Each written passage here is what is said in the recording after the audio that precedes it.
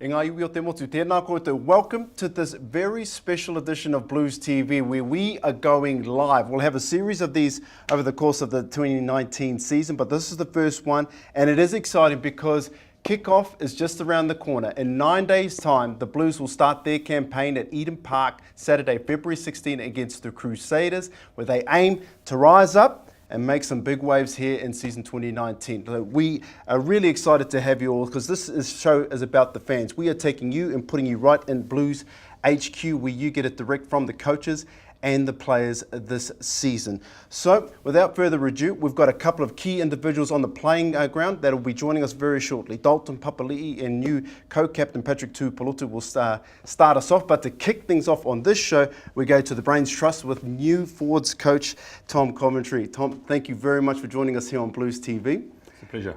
We're looking forward to this season. 9 days' time, it all kicks off at Eden Park, Saturday, February 16. But before we get into that, let's go back to your appointment here as the new forwards, the head coach of the forwards here at the Blues. Coached in the English Premiership, now in Super Rugby. What got you most excited about taking on this challenge with the Blues? Oh, a couple of things. Firstly, I've grown up in New Zealand. To me, this is the best place to coach footy.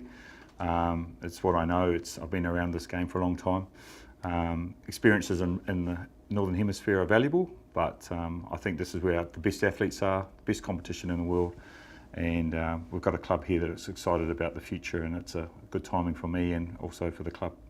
Now, you've got extensive knowledge of the region in the rugby ranks, but within the club of the Blues, what's got you most excited about, and particularly your forwards, the playing stocks, what's got you amped up for 2019? Look, I think the timing's good. The group's been together for a while. We've got a really good blend of youth and experience, and we've got also three very buoyant unions that provide players to this franchise. So we're talking about North and North Harbour, and on the back of Auckland's fantastic year with the NPC last year. So they're all buoyant. We're all working very closely together with those three unions. The coaching staff of those unions have been involved, and this is just a nice synergy at the moment. And as I mentioned at the start, a group of men I think that are ready to take the next step and to improve on performance of old. We're just getting started, so I'll go straight to the tough question, which is an easy question for me to ask, but probably a hard question to answer.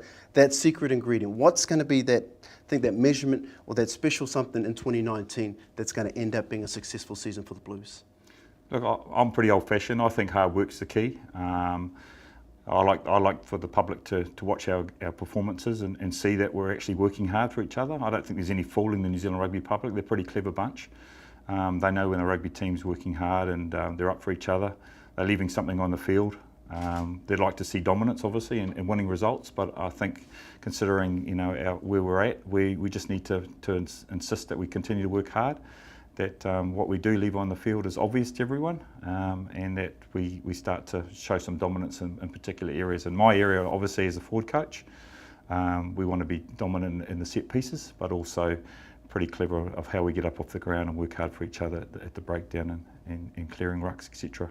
Well, you helped out in that facet of the game with the signing of Carl Tuipulotu. You've already got experience coaching him at North Harbour. What makes him such a special talent? Well, obviously as an athlete, he's pretty talented, and then you put him into a full-time professional environment, and he's a very strong, physical athlete, powerful boy. So that's just exemplified his skill and his power. So he had a marvellous year last year. Obviously worked his way through a fantastic fairy tale up into the All Blacks after starting as an injured player with the Chiefs. But Auckland's his home. He's grown up here. He's played his club rugby on the other side of the bridge in the North Shore. So for him it was an obvious change to come back and join us. We're excited to have him here.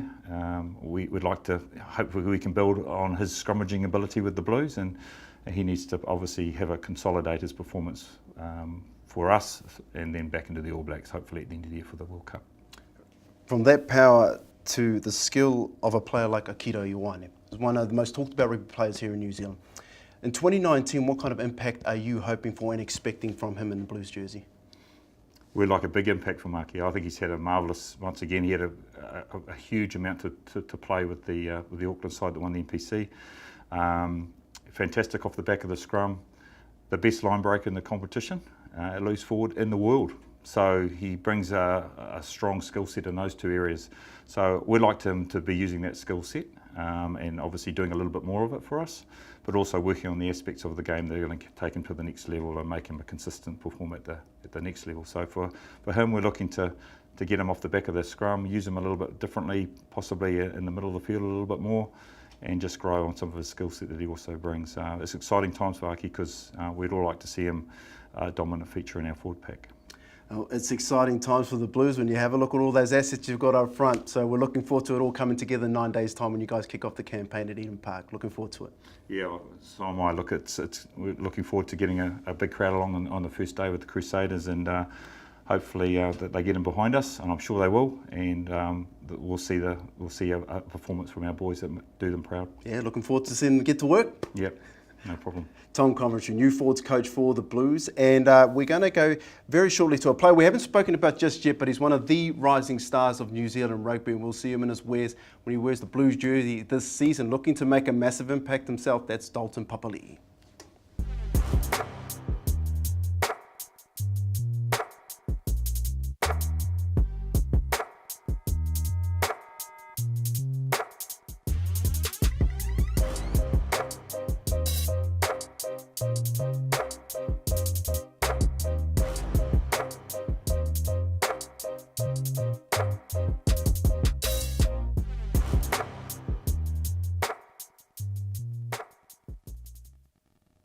We are joined now by AB number 1176, Dalton Papali'i. Before we get everything all started, pronunciation and spelling of Papalii. Can you tell everybody here live on Blues TV exactly how it's said and how it's spelled?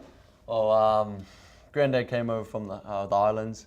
He came over here and no one really could pronounce the name, so he took out the apostrophe and he just started writing it as, it's two I's, and so it's pronounced Papalii with that apostrophe in, but knowing my culture and all that, I like to pronounce it like that, but I don't really kick up a fuss if no one knows how to say it, but that's how the pronunciation is, yeah. Awesome. Dalton Papali'i. Now tell us about your background, the club that you grew in, and also some of those All Blacks that shared that same club and who you aspired to follow in their footsteps. Yeah, so I only played one season of rugby when I was growing up. I played for Club Pakuranga United, and because I was a leaguey before all of that. So I played one season there and then sort of went back to league and then started going through the grades with school. But some of the All Blacks at Pakuranga, guys like Malakai, Figatoa, Charles Piatel, and they're just awesome players, and to follow in their footsteps through that All Black path, and to know, I was at that club with them, and to see old photos when you walk into the club of how young they were and how, they're still young, but see how young they were, and they were in the same position of I was, or I am sort of at now. Just it's a massive respect level there, so it's awesome. Man, it's been an incredible ride for you so far, but back in your school days, played a lot of six, now in the seven jersey. How do you approach both? I know they're different positions and stuff like that, but mentally when you approach a game, how do you do that when you, depending on what number you got on your back? Oh, to be honest, I sort of have the same mindset for both, both 7 and 6. You're one of the most dominant players, or have to be one of the most dominant players on the field, so I just go out on the field and I just look to, be a dominant force, like a guy like Jerome Kano. He summed up the 6 jersey, and Richard McCaw sums up 7. So it depends what jersey I'm in. 7's more of a push the boundaries of the ref a bit more, start to get on his bad side, just to test those boundaries. So he goes for the ball a bit more and just real niggly with the other team. I like to think of it like that. And 6 is more of a, he's the one, if you're on the back foot, he's the one to put that big hit in, or, to get the boys up and shift momentum. So both a little bit different, but, they both have the similarity. So like you said, I have that same mindset of either if I'm in the 7 or 6 jersey, just to go out there and dominate. Is there a preference that you prefer? Oh, I can play both, but I'm pretty used to both. So I just, I'd rather just be out there on the field with the boys, so he's fine. We just played a clip not so long ago about your debut in the ABs. Man, talk to us about that entire experience. What was that like? Oh, special, man. Like my goal last year at the start of the year was to make the bench for the Blues. I had no idea the All Blacks was going to be on the cards for me at the end of the year, but that first game was awesome, and to be in that environment and to be selected in that team to play Japan with the likes of, my boys, Paddy and Offa and boys like that. it's just something real special, you know, to share with them and, you know, with my family as well, my family coming over and watching me, you know, and just to know my parents were just so stunned when I first made it, you know, mum was crying and all that, and to see their faces after the game and look down and I'm wearing the All Blacks kit and, you know, I played in 1176 as my number, so it's hard to explain the feeling, but it's just something real special. And 2018 was a big year for you because you tasted a lot of success also with Mitre 10 Cup Yeah. in Auckland. Talk to us about what was that like personally, the playing group and for the region, about you guys taking out the title. I know 2017 was a hard year for us. You know, we sort of nearly got relegated, you know, and you never want to come off a season nearly getting relegated, and especially being Auckland, you know, you carry a reputation of being, you know, one of or either the best, you know, province rugby in New Zealand. So that was a hard year. So last year was sort of, we had that mindset of just, you know, sort of having that as a fire, you know, going into the season, but not worrying about it too much. And I credit to the coaches, you know, it was awesome coaching staff, you know, it was the best you could ask for with, you know, Sir Ted there, steering the ship with those, with the other coaches. It was awesome. And it was just a great bunch of boys, you know, they got the right mix of, you know, of the soldiers and the leaders in that team.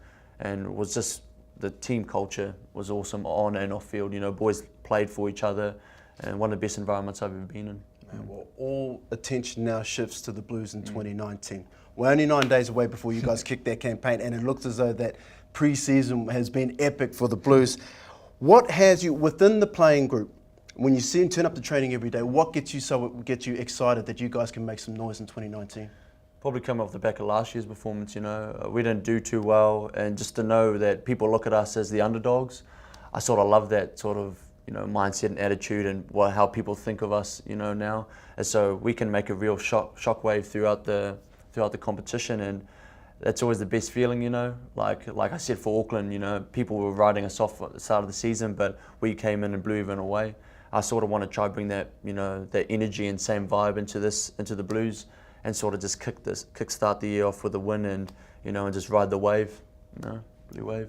It seems as though everybody in the region is so excited for you guys to kick off your campaign, and it looks like the whole country can't wait to see you get on the field. So congratulations, man, on all the success so far, and let's hoping that 2019 even takes you up to another level. Nah, sweet, thank you. It's Dalton Papali'i, one of the rising stars of the Blues, and one about to be joined now by one of the established stars. He's been a long servant of the Blues and now has been named the co-captain. Let's break him down by the numbers. Patrick Tuipulotu, 26 years old, has already had 53 caps for the Blues, 21 test caps, and he is Blues number 222, and he is now the co-captain and in charge of this 2019 campaign. Patrick Tuipulotu, thank you for joining us here on Blues TV, man. Alongside yourself and Blake Gibson, tell us about being named co-captain. How did it all happen, and how do you handle that responsibility of being that guy in 2019? Thank you. I actually got a phone call from Leon a couple of days before I was to come in for a meeting, and he said, "Oh, look, we're just going to tell you straight, you've been named co-captain with Blake." I was sort of taken back because I didn't think I'd have that chance, or I didn't think I was that good enough to be named captain. And I went home and told my parents, and then they sort of reassured me that, "Oh, you're ready for this, you've been here a while, it's your time to step up and sort of help steer the ship and create a legacy here that a lot of people are waiting for." So that motivates me, and I'm sort of proud. I'm really proud and happy and excited to be there, to be here. Awesome. Now, everything that you guys do, every minute, every training is geared towards success, but your position as captain, what do you want to bring to the table to contribute towards 2019 being a successful season for the Blues? Hopefully my actions do a lot more talking than my words. I'm usually a quiet person off the field, or off and on, and I like to think that my actions do a lot of that talking for me. On the field, I want the boys to follow me. Whatever me and Blake decide, I'd like them to follow us and sort of back us in the direction that we're going.